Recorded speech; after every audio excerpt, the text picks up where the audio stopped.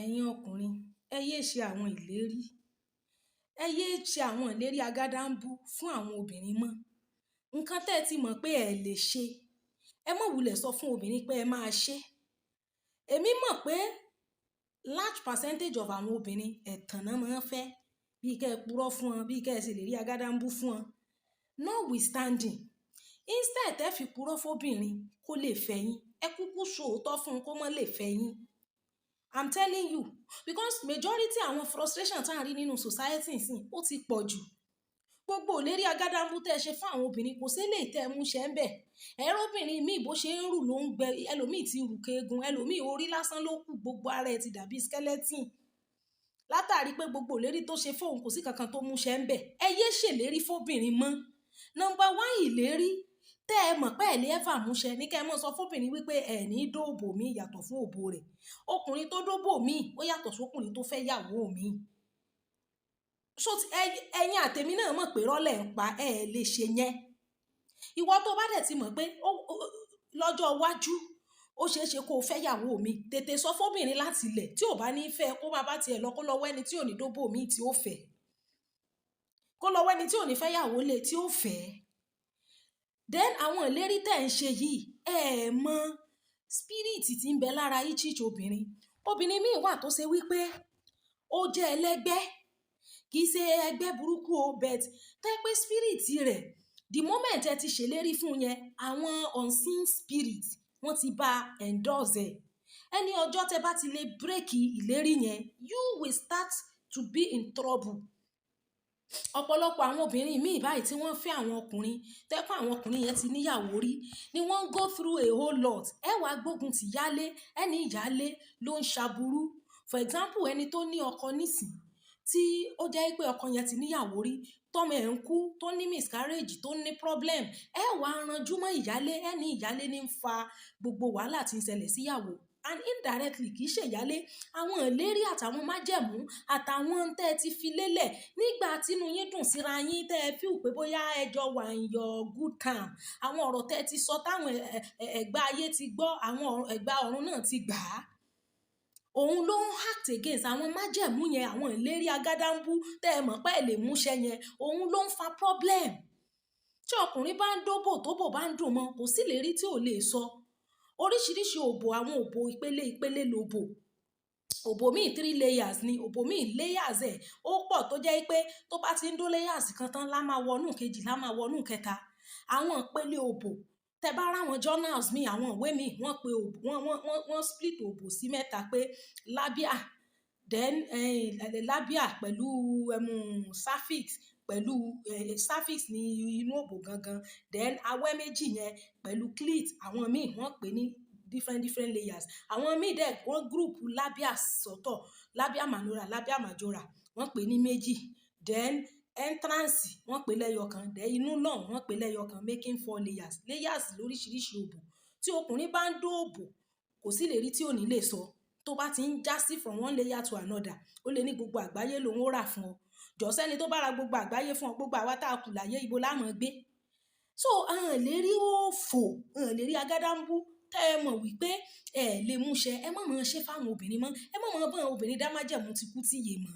Ẹ̀yin náà mọ̀ pé ẹ lè mú májẹ̀mú yẹn ṣẹ. Nǹkan tí Ọlọ́run bá fẹ́ kéèyàn ṣe, fúnra Ọlọ́run ló máa release grace àti strength téèyàn fi ṣe.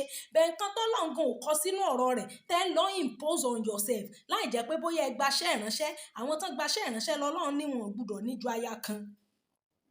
Kì í ṣe gbogbo gbaṣẹ́ ìránṣẹ́ o lọ ń ṣèlérí, àwọn ìlérí yẹn máa stand against you in the future. Unfortunately, ẹni tó ń bá ṣèlérí o mọ̀ tẹ́ni yẹn máa turn out to be tomorrow.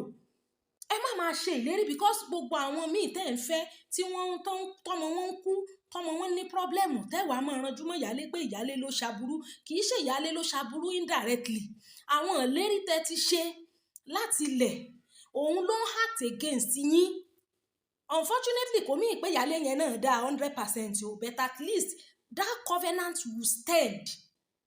Pàápàá jùlọ èyí tẹ́ bá ṣe ní time tó yẹ pé bóyá you are in a bóyá wà nínú problem kan, ẹni yẹn Ọlọ́run wá lò fún yín. ọ̀pọ̀lọpọ̀ obìnrin ò dẹ̀ ń ṣoore nítorí Ọlọ́run, wọ́n máa ń ṣe nítorí wípé at least èmi nìkan ní kúkú wà ń bẹ̀. Unfortunately tó bá dọ̀la tó bá di pé wọ́n fẹ́ pé méjì distraction àti wọ́n fẹ́ pé mẹ́ta mẹ́rin distraction fẹ́ ṣẹlẹ̀, it will stand against you. Ẹ yé ṣèlérí mọ́, ẹ yé ṣèlérí mọ́. Mo ń sọ fún yín ìyẹn fún ẹ̀yin ọkùnrin, dẹ́ni wo obìnrin náà má lọ get married to promise. Ẹni tó ṣèlérí fún ẹ, ṣẹ́ni yẹn mọ the next 5 minutes of his life, ṣẹ́ni yẹn mọ tí ó ṣẹlẹ̀ sóun láàrin ìṣẹ́jú 5 sí ìsìn. Ẹ má mọ gbọ́kànlé ìlérí, lágbájá ṣe báyìí, gbogbo ìlérí báyìí ló ṣe fún mi. Why will you go and get married to promise? Ìwọ gan, gbogbo èèyàn tí ìwọ gan promise pé ó ṣe nǹkan fún, ṣé gbogbo wọn ló mú ìlérí yẹn ṣẹ fún? Ẹ má mọ, because tá a bá ń sọ̀rọ̀ yìí, àwọn ọkùnrin náà máa sọ pé táwọn ò bá sọ wọn ní fẹ́ àwọn, ó bẹ́tà kó come out straight fóbìnrin pé wò mo lè fẹ́ yàwó mi ilé ẹ létà o, wò mi lè jókòó tì wọ nìkan o. Because a whole lot of people wọ́n kàn máa ń sọ ọ̀rọ̀ just for saying sake. Ẹlòmíà kàn sọ̀rọ̀ for the sake of ọ̀rọ̀. Meanwhile ẹni tó ń sọ̀rọ̀ yẹn fún, impact tí ọ̀rọ̀ yẹn máa ní nínú ọkàn rẹ̀ ó máa yàtọ̀ sí bí wọ́n ṣe sọ. For example, ó sọ fún yàn pé àsìta lágbájá ẹ pẹ̀lẹ́ ẹṣẹ̀ kó débí, ẹ má wọ́rì, má wá kí yín lọ́la, má wá kí yín. Ìwọ kàn sọ just to discharge that person ni. Kò sí lẹ́mìí ẹ, o mọ̀ pé ò ní lọ kí wọn lọ́la, o mọ̀ pé ò ní lọ rè bẹ́ẹ̀ wọ́n wò níbi tán gbé. But the moment tó ti sọ yẹn, o ò mọ ibi tí ọ̀rọ̀ yẹn sọ̀kalẹ̀ sí nínú ọkàn ẹni yẹn. Ó lè dọ̀la kó mọ retí ẹ pé àsìta lágbájá náà ó wà kí wa. So a whole lot of people just say things that they don't really mean. But ẹni tó sọ sí, òun ti fọkàn sí 100%, ó ti rely gbogbo mind ẹ̀ lé lórí. So ìwọ tó ń ṣèlérí fún, má fọkàn sí ilé. Ṣé rí ọ̀rọ̀ yìí, ó dà pé téèyàn bá ń sọ, yóò dàbí bí èèyàn ń sọ̀sọ̀kúsọ. But these are the words tó máa save you from mental problem, from bipolar dysfunction, from dementia, depression, psychosis, gbogbo àwọn problem yẹn. I'm telling you, stop relying on promise. I'm telling you. Torí ìgbà tó bá yá, there was a time tí mo rí tí ìyá ńlá kan sọ ọ̀rọ̀ tó jọmọ́ kinní yìí. Mo wá rí ní comment section tẹ́nìkan ní èèyàn tó torí pé ìyá yẹn èèyàn tó ṣèlérí fún kò mú lérí ṣẹ ni ẹni yẹn ṣe ń sọ tó ń sọ. Mo ní people like you, mental problem ni máa ń gbẹ̀yìn ìgbésí ayé yín. Because when you see people saying the truth to you, you see them as bad. Àwọn tí ń purọ́ fún ìlérí gẹ́gẹ́ bí ọ̀rẹ́. Sí ẹni tó sọ fún ẹ, ẹni tó àìmọye òbí tí ó ṣèlérí gan fọ́mọ tóbi yẹn gan ò ní live láti fulfill ìlérí yẹn. Ọlọ́run nìkan ní ṣèlérí tí yóò mú ṣẹ. Torọ́ Ọlọ́run yìí kú, Ọlọ́run kì í sọ̀rọ̀ kó mọ́ lóhùn wí bẹ́ẹ̀ mọ̀. Bẹ́ẹ̀ yẹn lẹ́ran ara, ẹni tó ń gan retí láti ṣèlérí yẹn fún ẹ, tó ń gan ò bá rí nǹkan yẹn gbà ńkọ́. Ẹni tó ní má wọ́rì tán bá ti san sálárì wa, màá send owó sí ẹ, tán dẹ́kọ̀ tán san sálárì. So ẹni tó ṣèlérí fún ẹ, ṣó ń gan mọ the next 5 minutes of his life. Ẹ̀yin ọkùnrin náà tẹ́ ń ṣèlérí, obìnrin tẹ́ ń ṣèlérí fún, ẹ mọ tóbìnrin yẹn máa turn out to be tomorrow. All of these things are really causing problem. Tó bá mọ̀ pé o ṣoore fún ọkùnrin, tó dẹ̀ feel pé lórí oore yẹn lo jókòó lé, tó fi feel wípé kò ní léyàn mí lẹ́yìn ẹ, má tanra ẹ. Oore tó bá ti mọ̀ pé tó bá ṣe fọ́kùnrin, tó bá fẹ́ yàwó mi inú ẹ ò ní dùn, má wulẹ̀ ṣoore yẹn fún. Ìyẹn fún wọ tilé. Ṣó wá rí ìwọ tó wà ń ta, ẹni ọkùnrin tó bá ti ń wá ń bẹ́ẹ̀ tó ti ń bá ìyálé ẹ̀ jẹ́ fún ẹ, tó níyàwó òun òbó ẹ ti fẹ̀, òbó ẹ ti dí kò lè dóko mọ́ kò mọ bẹ́ẹ̀ sè, ká lóun ti kọ́kọ́ pàdé ẹ ní ìwọ lòun ò bá fẹ́, òun bá mọ̀ fẹ́ yálé. Olórí burúkú nìyẹn, ó fẹ́ dó ẹni o. Ó fẹ́ dó ẹni. Ọkùnrin fẹ́ yàwó mi, kò dìgbà tó bá ìyálé jẹ́ fún ẹ. Ara àwọn red light nìyẹn. Tó bá ti rí ọkùnrin tó ti níyàwó ńlé tí wọ́n ń ba ìyàwó ilé ẹ̀ jẹ́ fún ẹ, tó sọ fún ẹ pé ìyàwó ilé òun ọ̀dà, ẹnu rẹ̀ ń rùn, ara rẹ̀ ń rùn, kò máa bọ́ fọ̀, kò mọ oúnjẹ sè, ó ti rí pé léyìí òbò ló fẹ́ dó.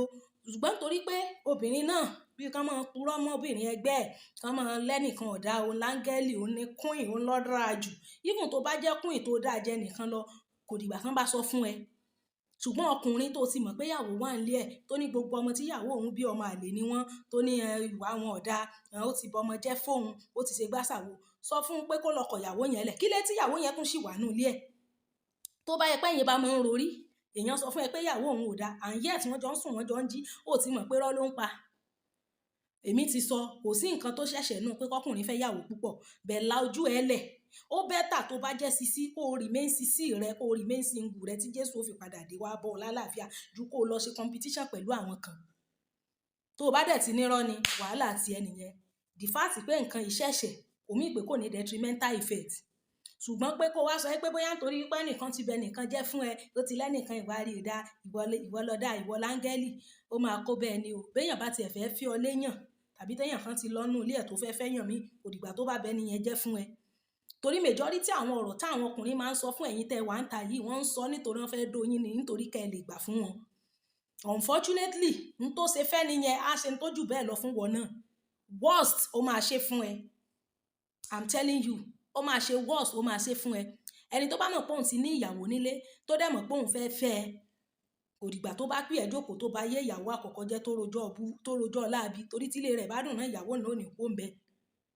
ìyẹn number 2 number 3 nìyẹn. Then ẹ̀yin tó jẹ́ pé ẹ ti mọ̀ wípé ẹni tẹ́ ẹ fẹ́ mọ́, ẹ̀yin single mother tẹ́ mọ̀ wípé ẹ ti ní baby papa ẹ dẹ̀ fẹ́ra yín mọ́, tẹ́ ẹ sì ti ní ọkọ míì, ẹ yé padà lọ sọ́dọ̀ àwọn baby papa yín lọ dóko.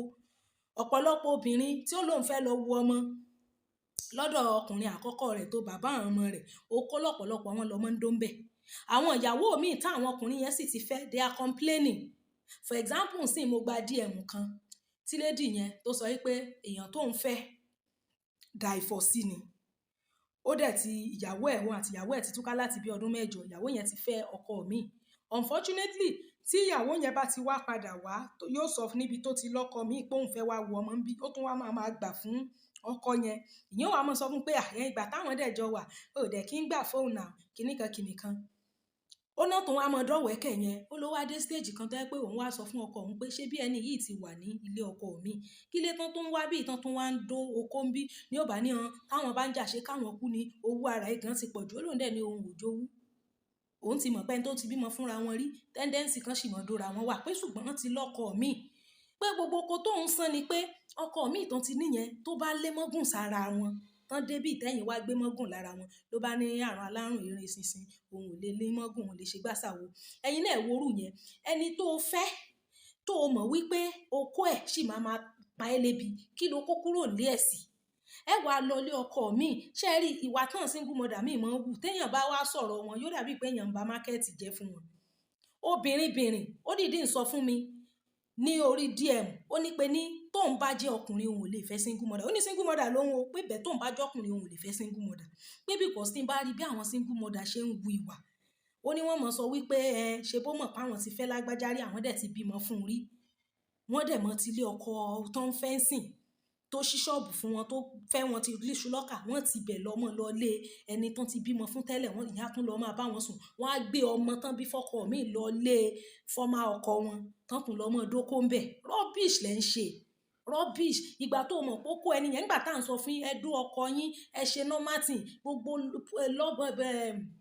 potholes gbogbo loopholes tó lè mú káyé aláǹgbáráyè wọ ògiri ẹ dí ipa ẹ ní ṣe yẹn ńgbẹ bá wá lọ́ọ̀sì ọkàn ń tán ẹ wàá ṣẹ̀ṣẹ̀ tún mọ́ lọ́mọ dókó ẹ̀ lẹ́yìn tẹ́ ti wà ń bò míì you cause confusion for yourself.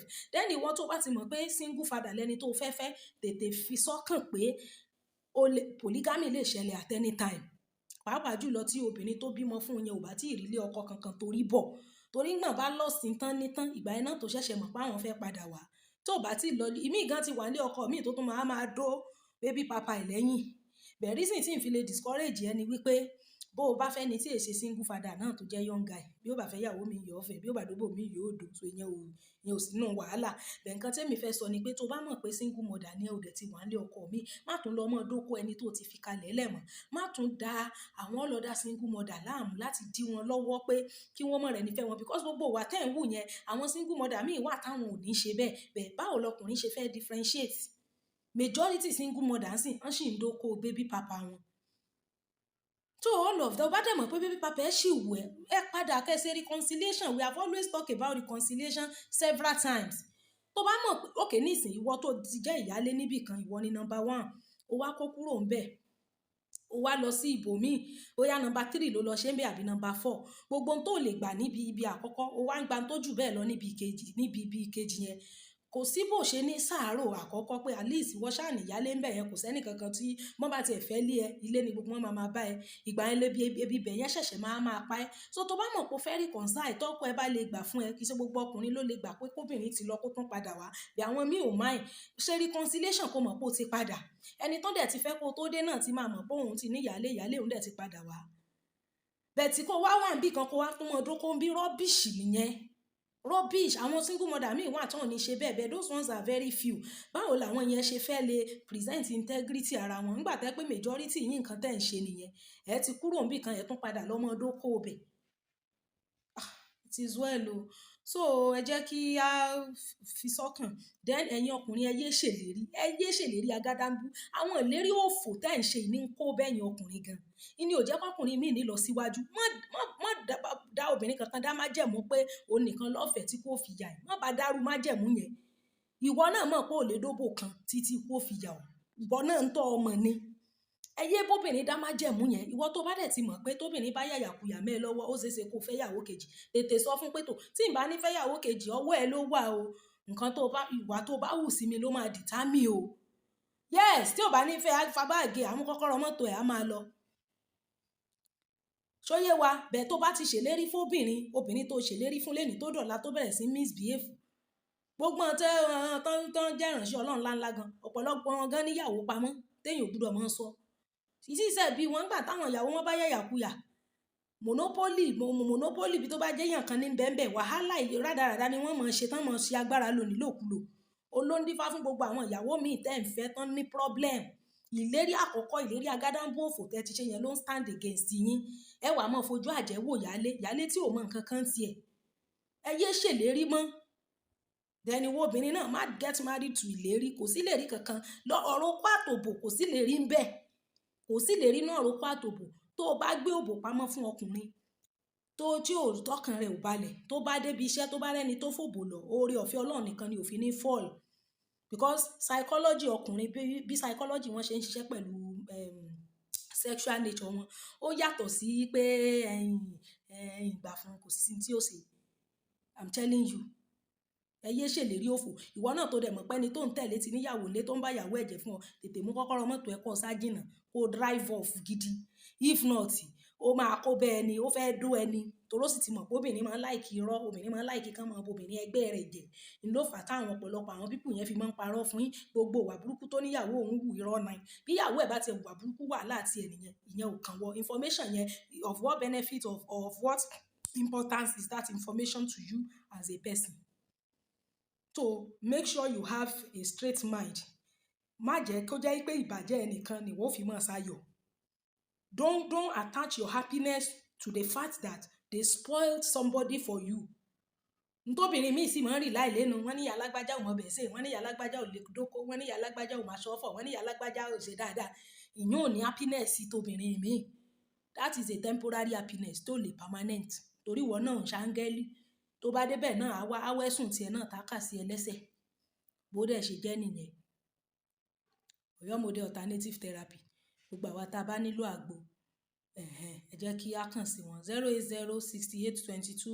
08068220707 then YSR company producer of Princess and Honey paint ẹ jẹ́ kí a pè wọ́n wà ní oríta ọláìyá náà wà ní Òṣogbo fún àwa tá a bá nílò ọ̀dà fún iṣẹ́ wa then àwa tí a bá fẹ́ bá wọn ṣe alágbàtà mo sọ̀rọ̀ nípa Princess and Honey paint àwa tá a bá fẹ́ jẹ́ distributor fún wọn tá a bá fẹ́ mọ bá wọn ta ọjà ẹ jẹ́ kí a kàn sí wọn náà then àwa tá a bá jẹ́ painter tá a gba iṣẹ́ a rí wípé tá a bá fi ọ̀dà tó dáa tá a fi ṣiṣẹ́ ó máa gbé iṣẹ́ wa yọ ju pé ká lọ lo àwọn ọ̀dà tí kò wúlò then yàtọ̀ fún pé oríta ọláìyá tí wọ́n wà ní Òṣogbo wọ́n tún ní ilé iṣẹ́ káàkiri fún àwa tí a bá sí ní Òṣogbo tó bá yẹ pé location míì òun ni a wà ẹja kàn sí iléeṣẹ́ YSR company àwọn náà ń produce Princess and Honey paint bẹ́ẹ̀ ni mo máa pe nọ́mbà wọn fún wa nísìn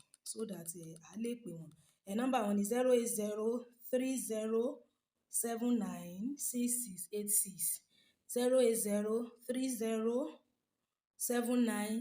08030796686 Princess and Honey paint depot ibẹ̀ ni a máa já sí. Ẹ yé ṣèlérí. Then ìwọ obìnrin náà tó bá sì ti mọ̀ wípé ẹni tó ń tẹ̀lé kọ̀mọ̀jú kọ́ máa ṣèlérí lọ, dákun mọ́ fọkàn sí ìlérí. Wọ́n torí ìlérí fi ọkùnrin fẹ́ nítorí pé ó nífẹ̀ẹ́ rẹ. Ẹ má bínú, mò ń lọ sí ibì kan ni. Fẹ́ nítorí pé ó nífẹ̀ẹ́ rẹ. Fẹ́ nítorí wípé orí ayọ̀ àti àlàáfíà lọ́dọ̀ rẹ̀. Ṣùgbọ́n pé kó wá sọ pé nítorí ó ti ṣèlérí fún ẹ pé ń wò yí ọ̀la òun ó ra kinní kan fún ọ, ní wò yí ọ̀la òun ó ṣe gbá, òun ó lè lágbájá lọ nítorí rẹ̀. Ó máa padà ní problem torí gbogbo ohun tí ń sọ òun gan lè má rántí pé òun sọ bẹ́ẹ̀ mọ̀. Ọlọ́gbọ́n. So and add value to yourself. A ti sọ̀rọ̀ nípa value. Improve yourself, improve your life, add more knowledge to yourself. Ìwọ tó bá dẹ̀ mọ̀ pé iṣẹ́ ló kọ́, make sure that you fojú sí iṣẹ́ tó kọ́ so that one now you will have your own rather than looking for somebody to come and promise you. So going out, I needed to see my prof. Thank you so very much, guys. Thank you. Bye bye. Love you.